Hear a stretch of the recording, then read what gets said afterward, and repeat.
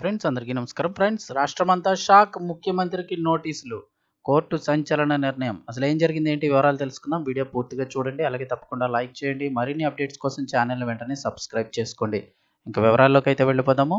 ముఖ్యమంత్రి సిద్ధరామయ్యకు సుప్రీంకోర్టు నోటీసులు జారీ చేసింది. సీఎం సిద్ధరామయ్యకు షాక్, నోటీసులు జారీ చేసిన సుప్రీంకోర్టు. అసలు ఏం జరిగింది చూస్తే, కర్ణాటక ముఖ్యమంత్రి సిద్ధరామయ్యకు బిగ్ షాక్ తగిలింది. దేశ అత్యున్నత న్యాయస్థానమైన సుప్రీంకోర్టు తాజాగా ఆయనకు నోటీసులు జారీ చేసింది. వరుణ అసెంబ్లీ నియోజకవర్గం నుంచి 2023లో ఆయన ఎన్నికను సవాల్ చేస్తూ కె శంకర్ అనే వ్యక్తి సుప్రీంకోర్టులో పిటిషన్ దాఖలు చేశారు. సిద్ధరామయ్య ఎన్నిక చెల్లదని, ప్రజా ప్రాతినిధ్య చట్టంలోని నిబంధనల ప్రకారం ఆయన తీవ్ర అవినీతికి పాల్పడ్డారంటూ పిటిషనర్ పేర్కొన్నారు.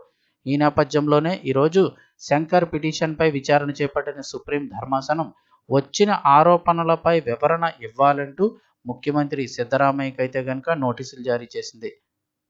సో ఈ విషయంపై మరి ఆయన ఎలా స్పందిస్తారు ఏంటనేది అయితే చూడాల్సి ఉంది. అంటే 2023లో ఆయన ఎన్నికను సవాల్ చేస్తూ శంకర్ అనే వ్యక్తి సుప్రీంకోర్టులో పిటిషన్ అయితే దాఖలు చేయడం జరిగింది.